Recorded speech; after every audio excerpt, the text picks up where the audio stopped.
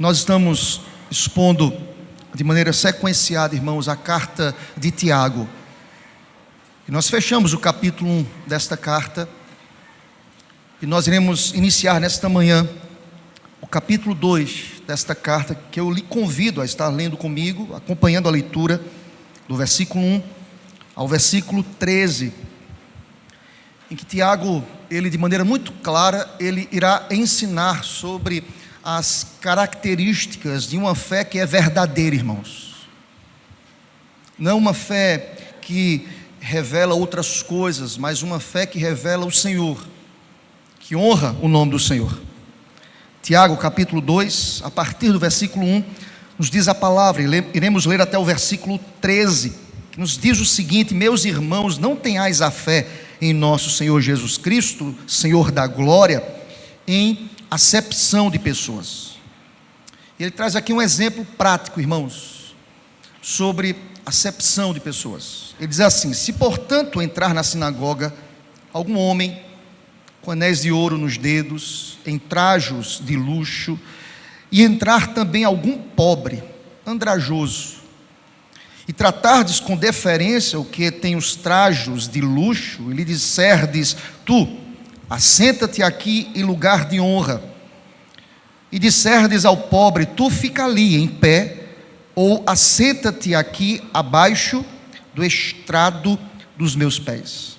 Não fizestes distinção entre vós mesmos, e não vos tornastes juízes tomados de perversos pensamentos? Ouvi, meus amados irmãos, não escolheu Deus os que para o mundo são pobres, para serem ricos em fé e herdeiros do reino que ele prometeu aos que o amam? Entretanto, vós outros menosprezastes o pobre. Não são os ricos que vos oprimem, e não são eles que vos arrastam para tribunais? Não são eles os que blasfemam o bom nome que sobre vós foi invocado? Se vós, contudo, observais a lei régia segundo a Escritura, está escrito: amarás o teu próximo como a ti mesmo. Fazeis bem. Se todavia fazeis acepção de pessoas, cometeis pecado, sendo arguidos pela lei como transgressores. Pois qualquer que guardar toda a lei, mas tropeçar em um só ponto, se torna culpado de todos os outros. Porquanto aquele que disse: não adulterarás, também ordenou: não matarás. Ou se não adulteras, porém matas, vens a ser transgressor da lei. Falai de tal maneira, e de tal maneira procedei como aqueles que hão de ser julgados pela lei da liberdade. Porque o juízo é sem misericórdia para com aquele que não usou de misericórdia. A misericórdia triunfa sobre o juízo. Seja Deus glorificado para sempre. Irmãos, é interessante como o Tiago ele abre aqui esse segundo capítulo, e temos dito aqui à igreja como esta carta ela é bastante prática. Como Tiago ele consegue equacionar essa ideia de conhecer e viver o Evangelho. Isso é extremamente prático, irmãos. Perpassa pela realidade de um comportamento em que os outros percebem. A relação com Deus, ela é vista, irmãos. Verdade é que nós nos relacionamos com Deus de maneira íntima, privada, particular, em leituras, em oração, em busca ao Senhor Deus. Percebam, e aqui eu estou tratando de uma carta que nos diz que este povo estava sendo extremamente perseguido, martirizado, estavam perdendo seus empregos, por causa da fé, da pública profissão de fé deles. E mesmo assim, olha, esta carta ela é apresentada aqui para trazer a esses crentes uma maturidade cristã. Porque na perspectiva de Tiago, mas sobretudo no olhar de Deus para esta comunidade, eles eram crentes superficiais. Mesmo sendo provados, mesmo sendo perseguidos, mesmo enfrentando as agruras de uma pública profissão de fé, Tiago estava preocupado, sobretudo o Senhor estava preocupado com uma religiosidade aparente. estava preocupado com a vida aparente, com comportamentos superficiais no que diz respeito à intimidade com Deus. E Tiago vai tratar isso aqui de maneira muito clara. Eu quero, sem delongas, olhar para o capítulo 2, porque nós que estamos caminhando aqui há um bom tempo, há mais de um mês nesta carta, nós sabemos as circunstâncias ou pano de fundo que tomava esses crentes, em que Tiago investe aqui tempo para tratá-los. Percebam, não há um crente que, por mais que se sinta forte ou pronto, que não possa ser corrigido. Eu quero lhe dizer nesta manhã, todos nós precisamos da correção de Deus. Acabamos de cantar, logo eu, Deus, um pobre pecador, um finito pecador, eu preciso da correção de Deus. E você também precisa, querido irmão.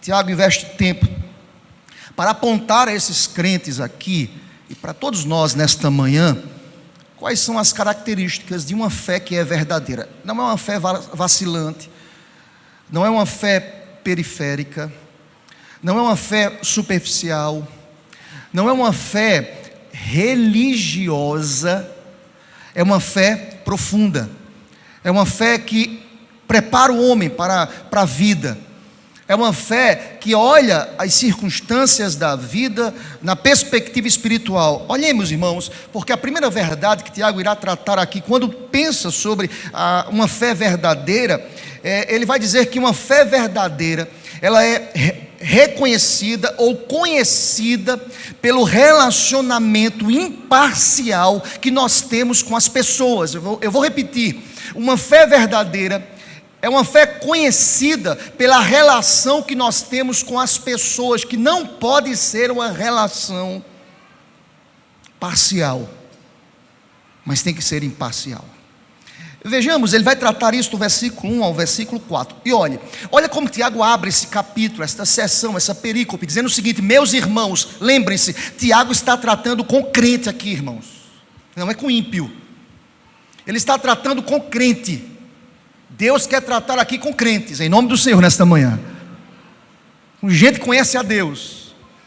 Tiago começa esta sessão dizendo: meus irmãos.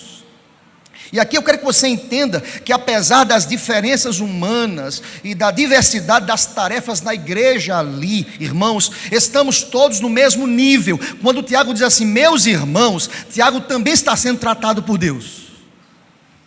Ele equipara todo mundo no mesmo nível.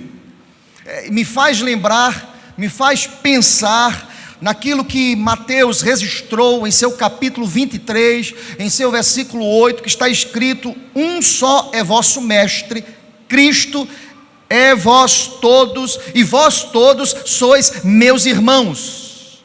Graças a Deus por isso, nós estamos no mesmo nível, e Tiago mostra-nos aqui, através destes 4 versículos iniciais, como nós devemos nos comportar diante das pessoas. Acompanha comigo, querido. Ele vai dizer o seguinte: não adianta professar a fé. Olha o verso 1. Não adianta dizer aqui publicamente: eu creio em Deus, eu confio em Deus, eu reconheço Deus, eu conheço o papel de alguém que faz essa pública profissão de fé, eu tenho um rótulo de cristão, eu conheço os caminhos, todos eles acerca dos mais variados temas teológicos das Escrituras. E não adianta ter posição na igreja, não adianta ter vestimenta aí de igreja, terno, gravata, blusa para ceia. Não adianta, meu irmão, ter todos esses comportamentos se você faz acepção de pessoas. Olha comigo, ele é bem incisivo, ele é muito claro na abertura deste capítulo 2, quando diz: meus irmãos, estamos no mesmo nível. Ele diz: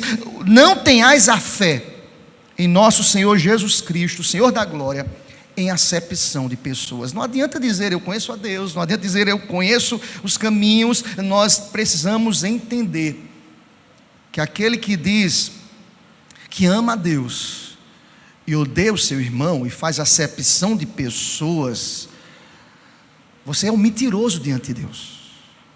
Pastor, que palavra dura. É isso que ele quer dizer. Eu posso fazer um paralelo, por exemplo, a 1 João capítulo 4, versículo 20, que está escrito: se alguém disser eu amo a Deus, mas eu estou odiando meu irmão, sabe o que diz João? É mentiroso. Pois aquele que não ama seu irmão a quem vê, não pode amar a Deus a quem não vê. E aí Tiago, ele quer, de maneira muito prática, ele quer ensinar isso aos irmãos. Irmãos, lembrem-se, eu estou aqui num contexto desta igreja, em que quando o evangelho começou a ser difundido e pregado, muitas pessoas de baixa renda começaram a encontrar a graça e a bênção de Deus. Muitas pessoas aqui, entendendo na perspectiva de que o tesouro maior está na glória. Os olhos não estavam fitos aqui na terra. Muitas pessoas angustiadas, muitas pessoas de forma monetária muito fracas aqui, muito simples. E o evangelho aponta para aquilo que é maior. Por isso que a preocupação hoje da realidade evangélica dos nossos dias é que algumas pessoas imaginam que a glória e o tesouro é aqui na terra hoje. Mas é na glória, meu irmão. Tua casa final não é aqui. E graças a Deus por isso. A nossa vida final é lá, na eternidade. E por isso que algumas pessoas guardam e não dividem. Isso é pecado, irmão. Eu vou repetir para você, isso é pecado. Tiago vai tratar sobre isso. A fé verdadeira é uma fé que é imparcial com as pessoas. Vamos aprender um pouco com Tiago nesta manhã. Irmãos, quando ele trata sobre isso, veja bem, ele vai dizer aqui no verso 2, se portanto, ele vai dizer, olha o que ele vai dizer, ele vai dar um exemplo, na hipótese, irmãos, deixa eu explicar para vocês, quando Tiago diz assim, se portanto, na hipótese, não que isso tinha acontecido, de maneira muito explícita, Tiago está trazendo aqui uma possibilidade, até Deus conhece o coração da gente, pelos comportamentos dos irmãos da igreja. Tiago traz uma possibilidade aqui, se portanto, na hipótese de entrar em vossa reunião, de entrar alguém na sinagoga, irmãos, com anéis de ouro nos dedos, em trajos de luxo, e entrar também algum pobre, andrajoso, simples, finito pelas condições econômicas, e você tratar com deferência o que entra com trajes de luxo, dizendo, olha, senta aqui na frente, e você enaltece, você potencializa a presença dessa pessoa, dizendo, olha, está alguém aqui. Aí chega alguém muito simples, e entra, e você não quer nem sentar perto dessa pessoa, porque ela é muito simples.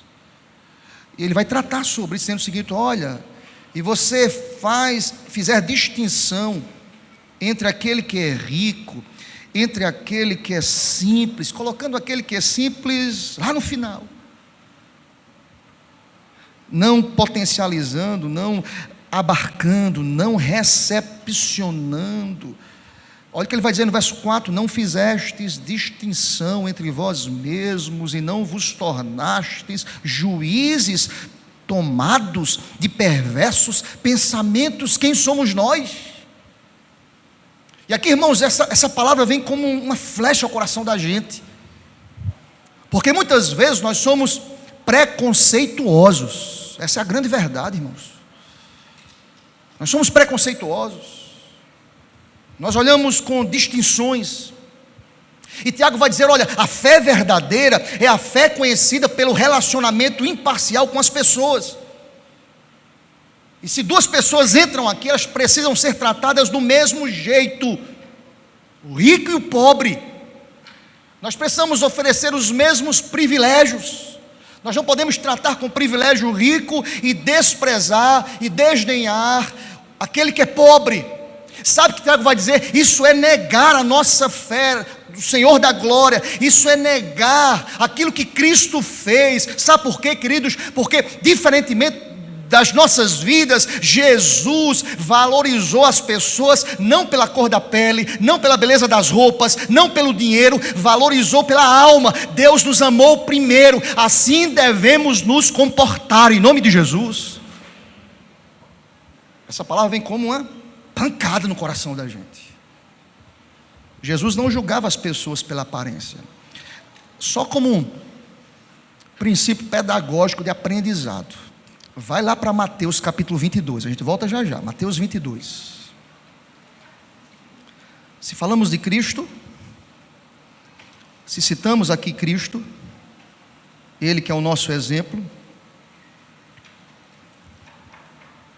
está escrito no verso 16, olha o que a palavra de Deus nos diz: e enviaram-lhe discípulos, juntamente com os herodianos, para dizer-lhe: Mestre, sabemos que és verdadeiro e que ensinas o caminho de Deus de acordo com a verdade, sem te importares com quem quer que seja.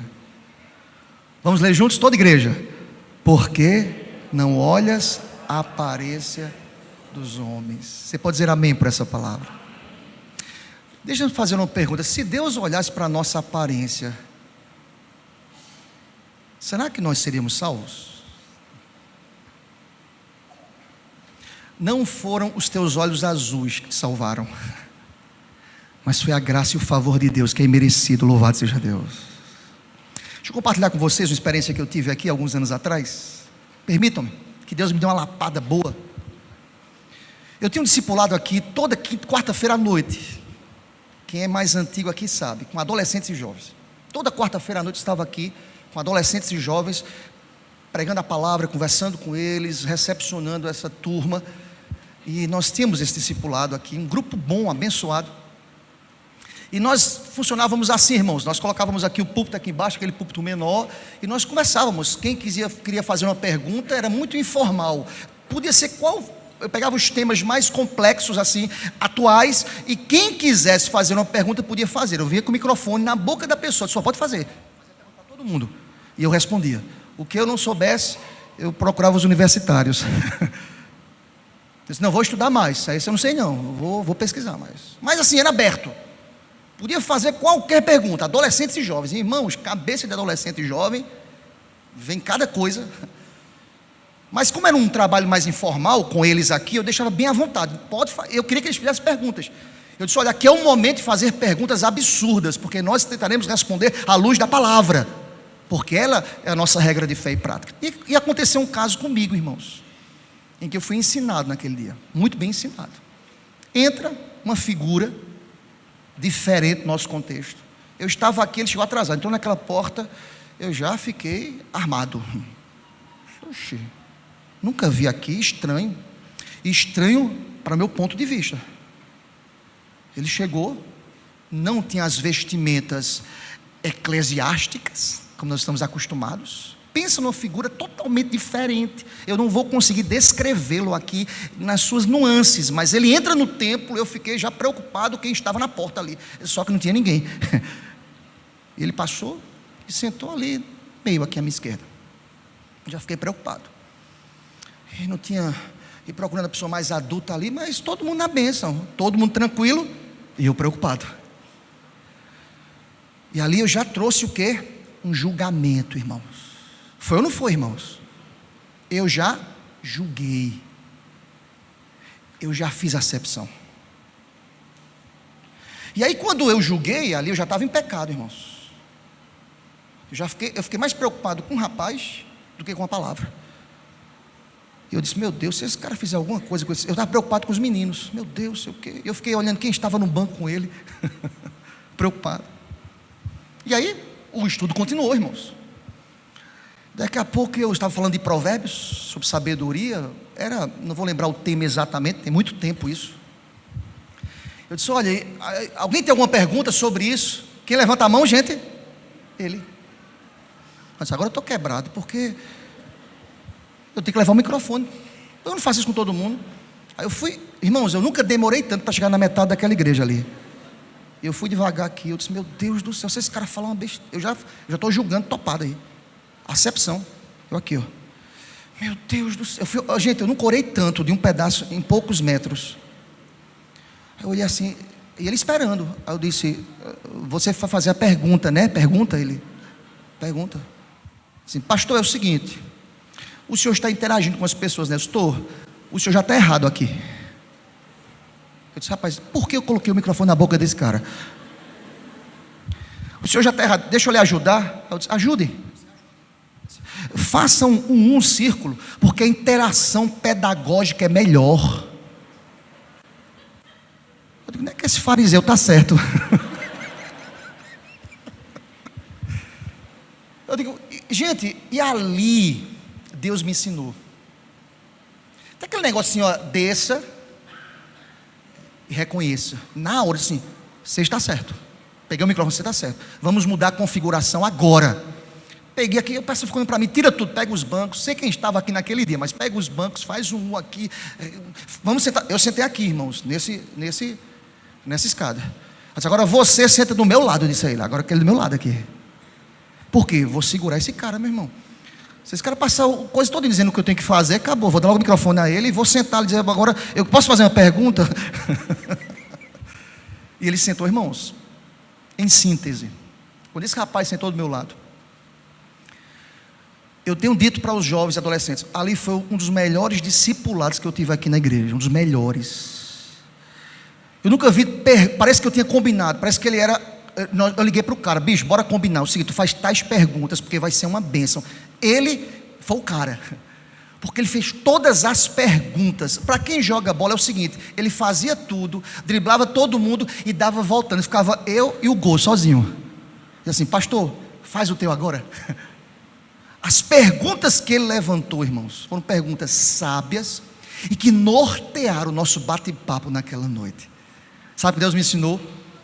Você julga pela aparência, Deus olha o coração do homem. Foi assim que Deus escolheu Davi. Não sobrou nenhum filho seu aqui, não. Tem um pequenininho lá, cuidando do pasto. Não, não tem futuro não, pequenininho. Já diziam que dos menores frascos saem os melhores perfumes. O pequenininho estava ali. Aí traz, é esse. Deus não olha para a aparência. Sabe o que Deus quer dizer para mim e para você hoje à noite? E naquele dia, irmãos, eu recebi uma flechada no coração. Sabe o que Deus quer ensinar para a gente? Sabe o que Tiago quis ensinar para esse povo aqui? Vocês não podem fazer acepção de pessoas. Olha com misericórdia, olha com graça, olha com amor, olha com bondade, olha como Cristo olha para o coração da gente, pobres pecadores como nós somos. Cristo, pensa comigo, sendo o Senhor da glória, Ele se fez pobre, Ele não julgou as pessoas pela aparência. Jesus acolheu ricos e pobres, religiosos e publicanos, doentes e sãos, adultos, crianças, israelitas e gentios. A sua palavra para nós hoje precisa também gerar em nós um comportamento de misericórdia. Nós não podemos julgar as pessoas pela aparência, mas segundo o evangelho da graça, em nome de Jesus. A primeira fé aqui destacada aqui por Tiago é uma fé imparcial, que não faz acepção de pessoas. Naquela quarta-feira Deus me ensinou muito, irmãos. Meu Deus do céu, como eu sou finito, como eu sou falho. Eu preocupado com a segurança dos adolescentes, que também é legítima a preocupação, tá certo, irmãos? Mas Deus quis me ensinar naquele dia. Deus me levou a olhar num olhar de misericórdia. E ali eu colei com aquele jovem, só para a gente fechar a história. De onde surgiu esse jovem? Eu sei, ele estava hospedado aqui em uma casa próxima ao templo. Quanto tempo ele passou? Acredito que 3 dias aqui em Maceió, de passagem. Estava passando na porta do templo e percebeu que era uma igreja. Entrou e participou daquele discipulado. Para quê? Eu tenho consciência, irmãos. Primeiramente, Deus queria me ensinar naquele dia. Deus queria forjar o meu caráter. Deus queria lapidar os meus conceitos. Deus queria me mostrar que nós devemos olhar as pessoas com um olhar de misericórdia. Você entende isso, amém, querido? Mas o texto continua. A fé verdadeira não é apenas uma fé imparcial para com as pessoas, mas é uma fé conhecida pelo amor incondicional ao próximo. É muito mais do que ser imparcial, é amar incondicionalmente. Olha para o texto vai dizer do verso 5 ao verso 11, que este amor deve ser um amor incondicional, apesar e mesmo diante das adversidades culturais, socioeconômicas, eu preciso olhar as pessoas com misericórdia. E ele vai dizer isso de maneira muito clara: ouvi, meus amados irmãos. Olha a expressão irmãos, nós estamos no mesmo caminho, nós precisamos enxergar da mesma coisa, porque olha o exemplo que ele irá citar. Ele vai escolher aqui como exemplo Deus não escolheu verso 5, os que para o mundo são pobres, para serem ricos. E diz a palavra mais: em fé e herdeiros do reino que ele prometeu aos que o amam. Não foi assim? Quais foram os critérios escolhidos por Deus? Diferente dos homens, vocês percebem? Humanamente falando, carnalmente falando, a rigor, nós procuramos agarrar sempre aquilo que é melhor, por aquilo que nós enxergamos de forma exterior. Deus não, irmãos. Deus veio salvar quem estava perdido, Deus veio amar quem ninguém amava, Deus veio se relacionar com quem ninguém se relacionava, Deus procurou quem ninguém procurava. E Tiago é muito claro aqui, percebam como Deus agiu com misericórdia, meus irmãos. Em outras palavras, Tiago quer nos dizer nesta manhã: nós precisamos também olhar para o próximo com esse amor que é incondicional, em nome de Jesus, sem nada a receber em troca, irmãos. Corriqueiramente, irmãos, as pessoas se interessam por aqueles que se destacam ou que possuem categoria, renome. Jesus fez diferente, irmãos. Ele foi apontado como andarilho. Ele anda aí com o povo, comendo e bebendo. Ele foi apontado. Ele foi julgado. Ele anda com a escória aí da sociedade. Tanto que inicialmente, você percebe, estuda a palavra, o ministério de Cristo não trouxe muitas complexidades à liderança da época. Não, ele anda aí com um povozinho aí que está... ninguém dá valor não. E foi com esse povo que, pela graça, Cristo trouxe uma palavra de esperança para o mundo. Louvado seja Deus. Ele confunde soberanamente, porque Deus não depende da qualidade humana, irmãos. Veja, pensa comigo, eu estava lendo um comentário de Hernandes, desse texto, e Hernandes diz uma coisa interessantíssima, acompanhe o raciocínio dele. Deus elegeu um povo de escravos para selar uma aliança. Do seu lugar escondido atrás do rebanho, chamou alguém de quem ninguém se lembrava para ser o mais importante rei de seu povo. Uma moça insignificante, Nazaré, foi transformada por ele em mãe do filho unigênito. Deus faz assim. Quem somos nós? Deus nos escolheu. Louvado seja Deus. Louvado seja Deus. Ele nos escolheu. É interessante que Tiago vai nos mostrar isso, que Deus não escolhe pelas virtudes que nós temos. Seria isso o que, irmãos? Meritocracia. Ninguém dá carteirada espiritual, irmãos. Olha aqui minha carteirada. É graça, é favor, é bondade de Deus. A ênfase aqui nesse bloco, irmãos, é sobre o amor incondicional de Deus, é sobre a soberana escolha de Deus. A salvação não está baseada em mérito humano, não está baseada em obras. A salvação não é comprada nem merecida. Se assim fosse, os ricos, todos eles estariam salvos. Ninguém compra salvação, é de graça, é a graça, é o favor, é a bondade, é a escolha livre, segundo a economia, o beneplácito, a bondade, a misericórdia, o amor, que nos amou antes dos tempos eternos. Você tem que nesta manhã dizer: Deus, muito obrigado pela tua graça, aleluia. O Senhor me amou, o Senhor me escolheu. Mas, irmãos, percebam que o texto em continuidade vai dizer: entretanto vós outros menosprezastes o pobre. Ele está sendo aqui reiterando o que disse antes, verso 6, não são os ricos que vos oprimem, não são eles que vos arrastam para tribunais. Em outras palavras, irmãos, vamos ser bem práticos, deixa de estar fazendo média. Não faz média não, não é isso, esse não é o parâmetro. Não façam isso.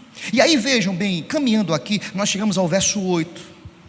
Ele vai dizer: se vós, contudo, observais a lei régia, ou seja, a lei real, a lei pura, a lei verdadeira. De quem Tiago está falando? Da lei do Senhor.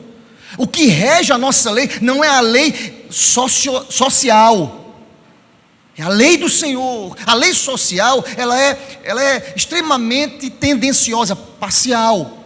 A lei social, percebem? Os ricos são enaltecidos, os louros da vida para os ricos, para os economicamente bem vistos. É verdade ou não é, irmãos? Eles são destacados, eles são os melhores. Não. A lei que rege a nossa vida é a lei régia, ou seja, é a lei real, é a lei pura, é a lei verdadeira, é a lei que não é regida por homens, porque a lei regida por homens é uma lei finita, falha, tendenciosa, injusta. Só há uma lei que é perfeita, a lei de Cristo, aleluia. E Tiago vai dizer o seguinte, vejam só: essa lei que abarca todos os mandamentos nos foi dada por Deus. Diz assim o texto, vamos ler juntos, irmãos? Verso 8, bem forte, irmãos: se vós, contudo, observais a lei régia, segundo a Escritura, amarás o teu próximo como a ti mesmo, fazeis bem. Você pode dizer amém por essa palavra? Sabe o que Tiago quer lembrar a esse povo aqui? É que a essência da lei de Deus é o amor ao próximo como a nós mesmos. Olha o que Tiago vai dizer, veja que coisa profunda, irmãos. Como é que você quer ser tratado? Como é que você quer ser tratado? Como eu quero ser tratado? Apesar das minhas vestimentas, apesar do meu estilo, tem cada estilo hoje, né, irmãos? Mas cada um tem seu estilo. Apesar do meu naipe, como é que você quer ser tratado? Tiago nos leva a uma reflexão aqui. Como é que você deseja ser tratado? Trate. Esse é o princípio, essa é a lei pura, régia, imaculada de Deus. É amar como a nós mesmos. Lembrem-se, irmãos, foi Cristo, de maneira muito prática, que nos contou a parábola do bom samaritano. Depois você pode estudar em casa, Lucas 10, a partir do verso 25 a 37. O que é que nos ensina a parábola do bom samaritano, irmãos? O texto nos diz que havia ali um sacerdote e um levita, pessoas religiosas, que estavam ali, vamos contextualizar, dominicalmente na IPF, perdia culto. Dia do Senhor guardava, estava aqui, cantava, se comportava, cumpria todos os ritos. Nos diz a palavra aqui, que esses homens tinham uma fé ortodoxa. Mas foi ali, eles serviam no templo, mas foi ali, na prática, que nós encontramos um samaritano, que não tinha uma fé morta, mas uma fé prática. E diz a palavra aqui, irmãos, olha o que o texto irá dizer no verso 9: se todavia, isso é muito sério, irmãos, tem coisas na Bíblia que nós não observamos. Se todavia fazeis acepção de pessoas, leia comigo, querido, bem forte: cometeis o quê? Dá para ler mais forte. Cometeis o quê, meu irmão? Por isso que eu já sou um réu, confesso naquele dia, pedi perdão, Deus já me perdoou, tá, irmãos? Eu fui um pecador ali com aquele rapaz. Cometeis pecado. E está escrito: sendo arguídos pela lei como transgressores. E ele vai trazer uma ideia aqui, o seguinte, vejam bem: pois qualquer que guardar toda a lei, mas tropeçar em um só ponto, se torna culpado de todos. E ver, se não for a graça de Deus, irmãos, todo mundo aqui é consumido, tá, gente? Por isso que a graça é favor que ninguém merece. Eu faço isso, é graça, meu irmão. Por isso que a gente recorre a quem? A Deus. Eu pequei, disse: Deus, me perdoa, sou um pecador. É graça, não há quem possa cumprir. Pode ver o crente aí, que você diz assim: esse crente, esse é crente, vai tropeçar em alguma coisa, vai falhar em alguma coisa. Pensa no exemplo de vida cristã, que você olha assim: rapaz, é um exemplo de homem de Deus, é pecador. É a graça de Deus. E aqui, irmãos, Quem não ama incondicionalmente é transgressor da lei. Quem faz acepção de pessoas é um transgressor da lei. É o que nos diz a palavra. Olhem comigo, versos ainda continuidade, versos 10 e 11. Porque qualquer que guardar toda a lei, mas tropeça em um só ponto, se torna culpado de todos. 11. Porquanto aquele que disse, não adulterarás, também ordenou, não matarás. Ora, se não adulteras, porém matas, vens a ser transgressor da lei, meu querido irmão. Por isso que o segundo ponto aqui do texto, Tiago diz, é que a fé verdadeira é uma fé que revela um amor incondicional, que não faz acepção de pessoas. E aí, como é que Tiago fecha aqui essa sessão, irmãos? Que fechamento! A fé verdadeira é uma fé provada no dia do juízo. Olha aqui para mim, querido. A fé verdadeira é uma fé provada no dia do juízo. Ele termina dizendo o seguinte, olha, versos 12 e 13. Falai de tal maneira, mas proceda do que você fala. Se comprometa com suas palavras, como aqueles que hão de ser julgados pela lei da liberdade. Deixa eu explicar um pouquinho isso para vocês, irmãos. Veja, nós temos alguns juristas aqui no nosso ambiente, mas me chama a atenção a expressão usada por Tiago, a lei da liberdade. As leis humanas, irmãos, são frequentemente sentidas como um certo cerceamento. De alguma forma, entendo o que eu vou colocar, é uma restrição da liberdade em alguns pontos. E é necessário isso. As leis foram promulgadas para justamente isso, restringir, limitar alguns comportamentos e corações perversos e pecadores. Como a lei foi promulgada dentro desse contexto, num ambiente de clãs, de tribos, a lei foi promulgada para restringir, para cercear, para controlar. É um controle social. E aí, o que me chama a atenção, irmãos, quando nós compreendemos a sabedoria e o amor de Deus, o Pai, suas leis revelam uma liberdade. Você é tão livre para dizer não ao pecado. Glória a Deus por isso, irmãos. Você é livre para dizer não ao pecado, mas você responde diante de Deus pelos seus atos. Entendam isso, irmãos. Alguém já disse para mim, pastor, a igreja é muito, tudo não pode. Não, a igreja é um ambiente de liberdade. E você é livre para dizer não ao pecado. Seja Deus glorificado para sempre, em nome de Jesus. Entendam, deixa eu explicar para vocês. Quando nós estamos sob a influência do Espírito Santo, o Espírito de Deus, quando impera o amor no nosso coração, quando pensamos como Deus, então a nossa vontade, ela não atravessa mais o caminho da misericórdia de Deus. Vou lhe explicar. Quando eu sou obediente, quando eu estou cheio do Espírito, a minha inclinação carnal não atravessa a vontade de Deus. Pelo contrário, eu agrado a Deus, eu louvo a Deus com o meu falar, o meu pensar, o meu agir, o meu reagir. O nome de Deus é glorificado para sempre. Aleluia. Agora, eu preciso viver o que diz Efésios 5,18. Enchei-vos do Espírito. Você entendeu isso? Amém, meu irmão? Eu sou livre para agir segundo o Espírito. Tiago vai dizer isso a essa igreja. Não é segundo a nossa inclinação carnal, não é segundo as nossas vontades. Há um texto no Salmo 48, diz assim: agrada-me, Senhor, fazer a tua vontade. Aleluia.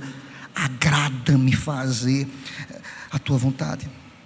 Deixa eu explicar uma coisa para vocês também, para a gente caminhar para o final. Verdadeira liberdade não é liberdade em si, mas liberdade para Deus. Você entendeu isso? Amém, meu irmão? A verdadeira liberdade não é liberdade em si, que dentro das nossas pecaminosidades irá se transformar em libertinagem. Mas a verdadeira liberdade é a liberdade para Deus, dos filhos para com o Pai. Qual é o fim principal do homem? Glorificar a Deus. Quer dizer Paulo, quer bebais, quer comais, ou façais qualquer outra coisa, fazei tudo para a glória de Deus. Aleluia. Essa é a liberdade, é o que Tiago quer nos ensinar. E olha como ele termina dizendo, acompanha comigo, fechando. Por quê? Olha o que ele diz assim, ele aponta escatologicamente aqui para a gente. A nossa fé será finalmente provada no dia do juízo. Pastor, o que será julgado aqui no dia do juízo? O que será julgado? Permitam-me usar mais uma vez o comentário de Hernandes. Ele vai dizer o seguinte: será julgado nossas palavras, palavras de acepção de pessoas, palavras de desprezo, palavras frívolas.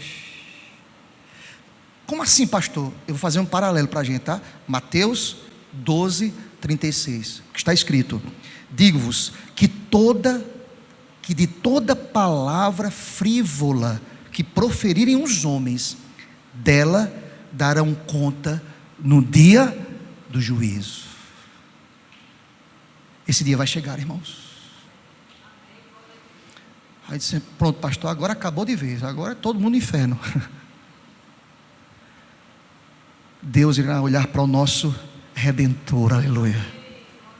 Ele se fez maldito em nosso lugar, aleluia.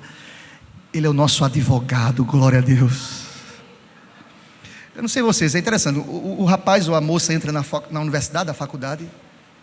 Eu conheci pessoas assim, com um mês de aula já botam um adesivo no carro, advogado forte, né? Não tem assim um adesivo, né? Não sei se tem mais isso, antigamente tinha, né? Pouco tempo de aula, tem uma semana de aula, já botam um adesivão no carro, advogado forte. O advogado forte é o Senhor. Até lembrei de uma música, né? É meio fumaça, mas eu lembrei dela. O advogado forte é o Senhor. Ele é poderoso. Mas, irmãos, o que é que será julgado no dia do juízo? Nossas atitudes também serão julgadas. Vamos fechar aqui. O conceito, pano de fundo, é sobre comportamento. Como nós tratamos o nosso semelhante. Será que nós negamos a nossa fé na relação com o próximo? Será que nós estamos atraindo para as nossas vidas o peso da mão do Senhor Deus, porque nós estamos fazendo acepção de pessoas? Olha o que diz o texto, para a gente terminar: porque o juízo é sem misericórdia para com aquele que não usou de quê, irmãos? Misericórdia. Tem gente que é muito duro com o próximo. Já ouviu aquela expressão popular: o mundo é uma roda gigante? Às vezes você está lá em cima, mas às vezes você está lá embaixo. E Deus faz isso muitas vezes para forjar o nosso caráter. Tem gente que pensa que vai manter aquele padrão o resto da vida, assim, ó, mandando todo mundo. Vaidoso, arrogante, despreza, menospreza, faz acepção de pessoas. Cuidado, querido, cuidado. Eu já cansei de ver histórias de pessoas que eram o patrão, e com a mudança econômica, socioeconômica do país, essa pessoa precisou procurar aquela pessoa que trabalhava para ela agora para se empregar. Deus foge o nosso caráter. Deus trata a nossa condição. Porque da mesma medida que você usa, o Senhor Deus haverá de estabelecê-la. Olha o que diz a palavra: a misericórdia em que você usa para com o próximo, ela vem como uma volta para a gente.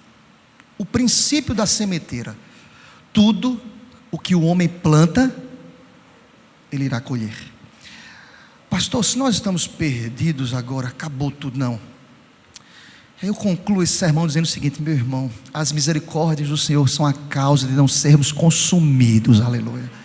Porque olha como Tiago termina, dando um lampejo de esperança para esses homens e mulheres aqui, dizendo o seguinte: olha o que diz a palavra, vamos ler juntos, finalzinho, parte C, ou parte B, como queira, do verso 13, eu lhe convido a ficar em pé, para que você possa estar lendo comigo, em nome do Senhor Deus, o finalzinho do versículo 13, que está escrito: a misericórdia triunfa sobre o juízo. Mais uma vez, irmãos, a misericórdia.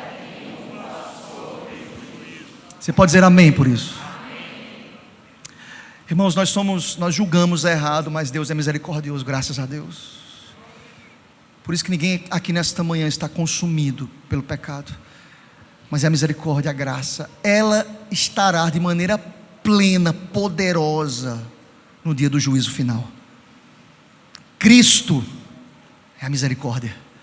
Cristo é o Senhor de toda a misericórdia. Cristo é o príncipe de toda a misericórdia. Aleluia, glória a Deus.